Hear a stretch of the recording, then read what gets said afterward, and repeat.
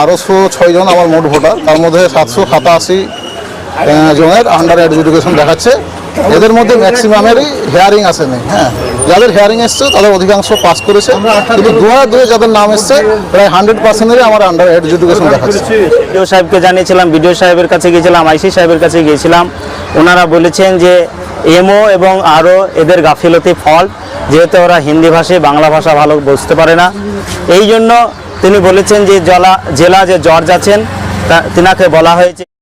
বেলডাঙ্গায় SIR এর file ভোটের তালিকা নিয়ে বড় বিভ্রাট। 1205 জনের মধ্যে 787 জন সন্দেহের তালিকায়।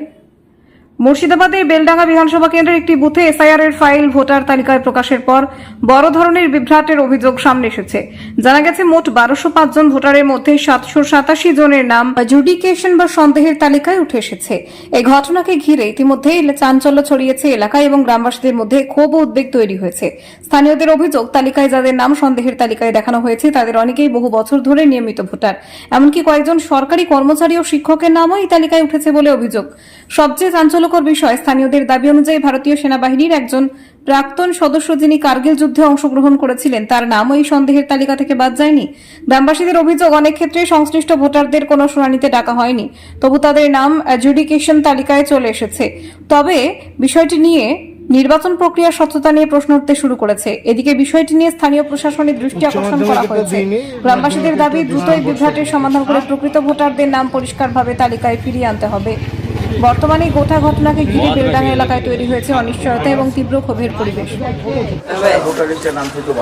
বর্তমানে যেটা আপনারা দেখছেন যে ফাইনাল ভোটার লিস্ট পাবলিশ হলো এসআইআর এর, এখানে চরম অসঙ্গতি লক্ষ্য করা যাচ্ছে। বিশেষ করে ভাবতা গ্রাম পঞ্চায়েতের অধীন শঙ্করপাড়ার 155 পাটে এবং 156 পাটে যাদের কোনো রকম নন হিয়ারিংয়ে ডাকা হলো না। 2002 সালের নাম থাকা সত্ত্বেও তাদের আদার্স হিসাবে নামটা ফাইনাল ভোটার তালিকা আসা সুনিশ্চিত। তা সত্ত্বেও এখানে দেখা যাচ্ছে যে যারা প্রপার ডকুমেন্ট আছে, সাফিসিয়েন্ট ডকুমেন্টস আছে, তাদেরও আন্ডার অ্যাডজুডিকেশন আসলো।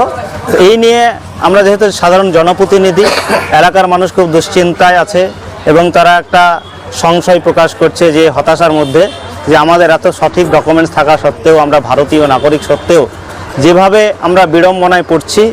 এর জন্য আমি প্রথমে বিডিও সাহেবকে জানিয়েছিলাম, বিডিও সাহেবের কাছে গিয়েছিলাম, আইসি সাহেবের কাছে গিয়েছিলাম। ওনারা বলেছেন যে এমও এবং আরও এদের গাফিলতি ফল্ট, যেহেতু ওরা হিন্দি ভাষী বাংলা ভাষা ভালো বুঝতে পারে না। এই জন্য তিনি বলেছেন যে জেলা যে জজ আছেন তিনাকে বলা হয়েছে এসডিও মারফত।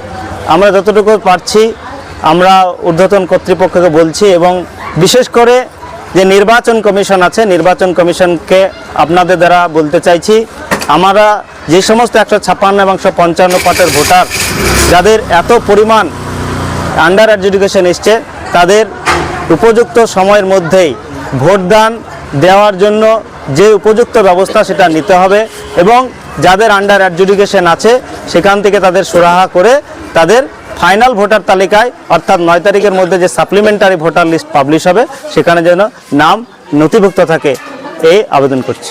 আপনার নাম পরিচয়? আমি মোহাম্মদ সিরাজুল হক, ভাবতা গ্রাম পঞ্চায়েতের জনপ্রতিনিধি। বিএলও হিসেবে এটাই বলতে চাইবো এবং ইলেকশন কমিশন অফ ইন্ডিয়াকে রিকোয়েস্ট করতে চাইবো যে এই ভুলগুলি যত দ্রুত সম্ভব ভুলগুলি শুধরিয়ে নেওয়ার জন্য, কারণ গ্রামের মানুষ খুবই দুশ্চিন্তায় রয়েছে এবং আমার উপরও প্রচণ্ড প্রেশার আসছে এবং দুশ্চিন্তায় আর কি ঘুম হারাম হয়ে যাওয়ার। কতজনের এসছে, কি মোট ভোটার কত? তার সাথে মোট ভোটার 1206 জন আমার মোট ভোটার, তার মধ্যে 787 জনের আন্ডার এডুকেশন দেখাচ্ছে। এদের মধ্যে ম্যাক্সিমামেরই হেয়ারিং আসেনি। হ্যাঁ, যাদের হেয়ারিং এসছে তাদের অধিকাংশ পাস করেছে, কিন্তু 2002 যাদের নাম এসছে প্রায় 100%-এরই আমার আন্ডার এডুকেশন দেখাচ্ছে। 100%? হ্যাঁ। আপনার বাবার? আমার বাবা একজন এক্স সার্ভিসম্যান, উনি আর্মির এএমসি বিভাগে ছিলেন। 1971 যুদ্ধেও তিনি অংশগ্রহণ করেছিলেন। তবুও ওনার হেয়ারিং আসেনি, কিন্তু আন্ডার এডুকেশন দেখাচ্ছে। তাহলে কি কারণে এটা হচ্ছে? কাদেরকে আপনি ঊর্ধ্বতন কর্তৃপক্ষকে জানিয়েছেন আপনার উপর প্রেশার আসছে? আমি আমার ঊর্ধ্বতন কর্তৃপক্ষ ইআরও বিডিও সাহেবের সাথে কথা বলে জেনেছি যে এটা নাকি আরও এবং এমওদের গাফিলতি, তারা বাংলা পড়তে পারেনি বা বুঝতে পারেনি, সেই জন্য আদার্স যে সকল ভোটারের হেয়ারিং হয়নি সকলকে রোল ব্যাক করেছিল। এবং ইনারা যখন কমেন্ট করে সেই ভোটারদেরকে পাস করিয়েছিলেন, ওনারা কিন্তু সেগুলোকে অ্যাপ্রুভ করেনি, তাই এতজনের নাম আন্ডার অ্যাডজুডিকেশন দেখাচ্ছে। আপনি তো বিএলও হিসাবে আপনার ভূমিকা কি ছিল? বিএলও হিসাবে আমি 4 মাস কঠোর পরিশ্রম করে ফিল্ড ভেরিফিকেশনের মাধ্যমে প্রত্যেকের ডকুমেন্টস যাচাই করে এবং প্রত্যেকে যাদের লজিক্যাল ডিসক্রিপেন্সি এসেছিল প্রত্যেকের নামে আমি আন্ডারটেকিং লেটার দিয়েছিলাম, যাতে সিওরিটি ছিল যে ইনি জেনুইন ভোটার। তা সত্ত্বেও তাদের হিয়ারিংয়ে ডাকা হয়েছে এবং ইআরও যারা হিয়ারিং করেছে, মাইক্রো অবজারভার যিনি সেই সময় ছিলেন, তেনারা স্যাটিসফাই হয়ে এনাদের নাম অ্যাপ্রুভ করেছিলেন। তা সত্ত্বেও এমওরা এই নামকে রোল ব্যাক করে মানুষকে বিপদে ফেলেছে। ঠিক আছে। আমি 1996 সালে 27 অক্টোবর সেনাতে দাখিল হয়েছিলাম। প্রায় 26 বছর 4 দিন সার্ভিস করার পর আমি রিটায়ারমেন্ট হয়েছি। আমার নাম 2002-এ এমডি আশরাফুল শেখ করা আছে। আমি 2002-এ ছিলাম না। আমি 99-এ কার্গিল লড়াই লড়েছি, 2002-এর লড়াই করেছি। তারপরে আমি 26 বছর চাকরি করার পর আমি পেনশন এসেছি। তখন তো আমি দেখিনি 2002-এ এসআইআর হয়েছে, আমি তো জানি না। আমি তো ছুটিও পাইনি। 9 মাস, প্রায় 10 মাস পর একবার ছুটি পেয়েছিলাম, তখন এসআইআর হয়ে গেছে। অথচ আমার নাম ছিল আশরাফুল শেখ, এখন বর্তমানে নাম মোহাম্মদ আশরাফুল হক, যেটা আমি 2000 পরে আমি যখন ভোটার কার্ড চেঞ্জ করি কিংবা কারেকশন করি তখন আমার নাম হয় এমডি আশরাফুল হক। তাহলে এখন এইরকম পরিস্থিতিতে আছে, কি বলবেন? এটা কতটা চিন্তার মধ্যে রয়েছেন? আমি তো পুরোই চিন্তার মধ্যে এখন। আপনি একজন দেশের সেনা আমি 26 বছর দেশের জন্য কি করলাম? তাহলে মানুষ কি ভাববে আমাকে? মজার মুলুক পেয়ে গেছে তো। যে দেশের জন্যই করলেন, লড়াই আমি করলেন, সেই দেশের জন্য দেশের এতটা দিয়ে নাগরিক গেলাম, কিনা সেটা আজকে আজকে আমাকে নাগরিকত্ব প্রমাণ করতে হচ্ছে। কেন আমি ভারতের নাগরিক না? আমি কি ভারতের জন্য দেশ দিয়ে জান দিইনি? আমি আজ আমার এই অবস্থা। বাড়ির সবার কি অবস্থা রয়েছে? আমার ফ্যামিলির নোটিশ পর্যন্ত আসেনি, অথচ আমার ফ্যামিলি আন্ডার এডুকেশন। এগুলো কি? এগুলো তো ফাজলামি একটা।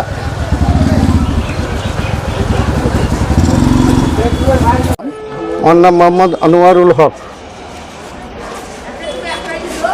কি হয়েছে মানে আপনি কি করেন এমনি প্রফেশনাল? আমি একটা ব্যবসা করি। আমার ভোটার লিস্টে নাম আসেনি, এই যে জুডিশিয়াল এতে আমার আবার মানে এসছে, কমপ্লেন এসছে যে আমি জুডিডিকশন এসছে। হ্যাঁ, জুডিশিয়াল। আমি 1980 সালের 78 সালে প্রথম ভোট দিয়েছি। আমার বয়স বর্তমানে 66। হিয়ারিংয়ে নাম এসেছিল? হ্যাঁ, হিয়ারিংয়ে নাম এসেছিল। আমি কাগজপত্র দিয়েছি এবং তাতেও ডকুমেন্টস কি সাবমিট করেছিলেন? আমি বোর্ড সার্টিফিকেট মাধ্যমিকের। কত সালে মাধ্যমিক দিয়েছিলেন? 1976 সাল। বোর্ড সার্টিফিকেট আছে? বোর্ড সার্টিফিকেট আছে। আর 2002 সালে আমি ভোট দিয়েছি, 1978 সালে ভোট দিয়েছি। এখন বর্তমানে এই নাম না থাকাতে আমি খুব দুশ্চিন্তায় আছি। এই যে সামনে বিধানসভা নির্বাচন, কি ভাবছেন? বিধানসভা নির্বাচনে অংশগ্রহণ করতে পারবেন? আমার তো যা মানে কাগজপত্র ঠিকমতো না পেলে হয়তো ভোটে অংশগ্রহণ করতে পারবো না, এটা একটা দুশ্চিন্তা। এবং দুশ্চিন্তা এই যে যদি না, কি কারণে জুরিডিকশনে আসলো আপনার?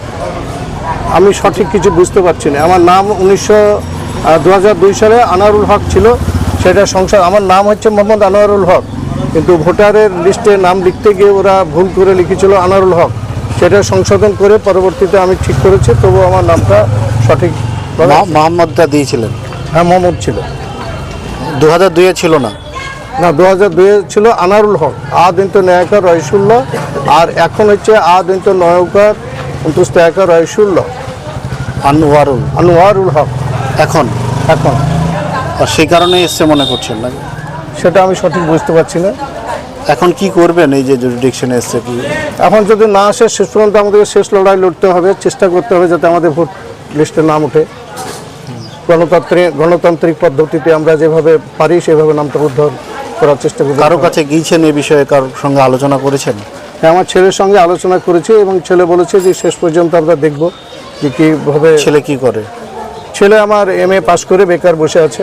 MA বিএড ডিএড ওনারও এসেছিল, ছেলেরও এসেছিল? ছেলেরও এসেছিল, মেয়েদেরও এসেছিল। মেয়েদের সবারই নাম, ছেলের নাম উঠেছে, কিন্তু আমার নামটাই বাদ তুলে গিয়েছে। সবার নাম উঠে ক্লিয়ার হয়ে গিয়েছে? হ্যাঁ, ওদের ছেলে সব ক্লিয়ার হয়ে গেছে। আমার বাবা এখানকার 1923 সালে বাবার জন্ম এখানেই, এবং আমার দাদু, তাকেও আমরা দেখেছি, উনি মানে তারপরে আমার বাবা। আমাদের এই ইন্ডিয়ার বাইরে কেউই নাই, সমস্ত আমাদের এইখানেই, আমাদের কোনো বংশধর বাইরে নেই। তবু আমাদেরকে বাংলাদেশে আখ্যায়িত করছে হয়তো। ঠিক আছে। আমার নাম মোহাম্মদ আবু সুফিয়ান, আমি একজন প্রাইমারি হেড টিচার। আমি 1969 সালে 1 সেপ্টেম্বর আমার জন্ম, আর আমি 1995 সালের 8 সেপ্টেম্বর আমি চাকরিতে জয়েন করি, এবং এ পর্যন্ত আমি প্রায় 31 বছর চাকরি সার্ভিস হয়ে গেল। আমি এই ভোটের কাজে, বিশেষ করে ডিওর পদে দীর্ঘদিন কাজ আমি করেছি। নাম সংশোধন, তারপরে নাম বাদ দেওয়া, এই সমস্ত কাজগুলো আমাদেরকে দীর্ঘমেয়াদী কাজ আমরা করেছি। তো তখন আমরা দেখতাম যে অনেকের নাম হয়তো ভুল হয়ে গেছে, প্রিন্টিং আউট হয়ে গেছে, সেই কারণে সেই সংশোধনীগুলো আমরা তখন করতাম। এবারকার দেখছি সেই প্রসেসিংটা টোটালি আলাদা। তো এইরকম যে সকলের নাম বাদ যাবে, আমার 1206 ভোটের মধ্যে 800-র উপরে নাম বাদ গেছে। 155 নম্বর বুথের বাসিন্দা আমি। তো আমার তো চরমভাবে এখন আমি নিজেকেই খুব ছোট মনে করছি, আমাকে লজ্জিত মনে হচ্ছে। এই যে আমার নামটা কেটে দেওয়ার কারণ কি, সেটা আমি নিজেই ভাবতে পারছি না। অথচ আমার নামটা কিন্তু হিয়ারিংয়ে কোনো নামটা আসেইনি। হিয়ারিংয়ে নাই ডেকেই এই নামটাকে টোটালি বাতিল করা হলো। তো নির্বাচন কমিশনের যারা কর্মী ছিলেন, তাদের এই যে খামখেয়ালিপনা, আমি কিন্তু খুব খারাপভাবে লাগছে আমাকে। এই খামখেয়ালিপনা কাজ করার জন্য আমি দীর্ঘদিন এই যে আমি নিজেই ভোট নিতে গেছি, এবং সুষ্ঠুভাবে ভোট পর্ব আমরা পরিচালনা করেছি। এতদিন যাবৎ যে সমস্ত গ্রাম পঞ্চায়েত থেকে শুরু করে বিধানসভা, লোকসভা সমস্ত ভোটে আমি কিন্তু এ পর্যন্ত কাজ করে এসেছি। তো আমার নামটা এখানে যদি বাদ যায়, আর আমার সারাউন্ডিং, আমার গোটা গ্রামটাই একেবারে সমস্ত মানুষ আমার সামনে আমার যে সমস্ত জন্মসূত্রে ভারতীয় এরা সমস্ত মানুষের নামটা কেন এইভাবে কাটা হলো, তার জন্য আমাদের খুব এখন তো অনেক চিন্তা হচ্ছে। তো আমার অনুরোধ নির্বাচন কমিশনের কাছে, আমার অনুরোধ, আমাদের সমস্ত নামটাকে অতি শীঘ্র নামটাকে তুলে দেওয়ার জন্য অনুরোধ করছি। এই জন্য বা অন্যান্য যে পন্থা অবলম্বন করেছেন তাদের ব্যাপার সেটা, কিন্তু তারা দেখে যে নামগুলো বাদ দিলেন, কী কারণে বাদ দিলেন সেটা আরেকবার পুনর্বিবেচনা করা উচিত, আর অতি শীঘ্র নামগুলো তোলা উচিত। আপনার নাম কি বললেন? আমার নাম মোহাম্মদ আবু সুফিয়ান, পিতা মোহাম্মদ আব্দুল শুকুর। আপনি স্কুল টিচার? আমি একজন স্কুল টিচার। আপনি একজন স্কুল টিচার, আপনি নিজে ইলেকশনে অংশগ্রহণ করেছেন নির্বাচন কমিশনের হয়ে, তারপরেও আপনার নাম এই যে জুরিডিকশনে এসছে, তাই নিয়ে আপনি চিন্তিত। তাহলে গ্রামের সাধারণ মানুষ যারা মাঠে ঘাটে খাটে, যারা পড়াশোনা জানে না, তারা কি? এটা তো অনেক বড় সংশয় বিষয়। একজন শিক্ষিত মানুষ, একজন চাকরিজীবী মানুষ, তাদের যদি এই অবস্থা হয়, তাহলে সাধারণ মানুষ, অতি সাধারণ মানুষ, যে সমস্ত মানুষগুলা চাষের কাজে নিযুক্ত, যারা পড়াশোনা করেনি আদৌ, হয়তো যাদের কোনো সার্টিফিকেট নেই, অথচ জন্মসূত্রে তারা ভারতীয়, যে কোনো কারণে তাদের হয়তো শিক্ষাগত যোগ্যতা অর্জন করা সম্ভব হয়নি, কিন্তু সেই সমস্ত মানুষদের জন্য আমাদের তো আরও চিন্তা হয়ে যাচ্ছে। আমাদের সাধারণ মানুষকে আপনাদের বাড়ি যাচ্ছে বলছে, আমাদের কাছে সবাই তো আসছি, যে সমস্ত মানুষ সাধারণভাবে এই নামটা যাদের কাটা গেছে, তারা আমাদের কাছে পরামর্শ চাইতে যাচ্ছে। আমরাই তো পরামর্শ দিতে পারছি না, কিভাবে আমাদের নামটাই তো কাটা গেছে, সেই পরামর্শটা আমি তাদেরকে দেবো, সান্ত্বনা দেবো, সেটা সম্ভব হচ্ছে না। কি কারণে এরকম হচ্ছে বলে আপনার মনে হচ্ছে? কি পুরোটা রাজনৈতিক বিষয়, হ্যাঁ, পুরোটা যেভাবে সরকার পরিচালনা করছে রাজনৈতিক বিষয়, যাতে এই ভোটাররা ভোট না দিতে পারে, তাদের যে মানে প্রতিনিধিত্ব মানে যাতে খর্ব না হয় সেই জন্য তারা এই ভোটটা দিতে দেবে না। সেই কারণে হয়তো তাদের সংশয় হচ্ছে যে এই সমস্ত ভোটাররা আমাদের পক্ষে ভোট দেবে না, এইভাবে তারা রাজনৈতিক বলে। বিষয় বলছেন ঠিক আছে, কিন্তু নির্বাচন কমিশন তো হ্যাঁ, নিরপেক্ষ নির্বাচন একটা- হ্যাঁ, কিন্তু নির্বাচন রাজনৈতিক- কমিশন যেটা করতে চলেছে, নির্বাচন আমার তো মনে হয় নির্বাচন কমিশন একটা সরকার যার পরিচালিত হচ্ছে, নির্বাচন কমিশনের কোনো নিজস্ব মানে যে নিজস্ব যে মতামত, নিজস্ব যে ক্ষমতা, সেই ক্ষমতা কিন্তু প্রয়োগ করছে না। আমার মনে হয় যে কোনো একটা সরকারের দ্বারা ওনারা পরিচালিত।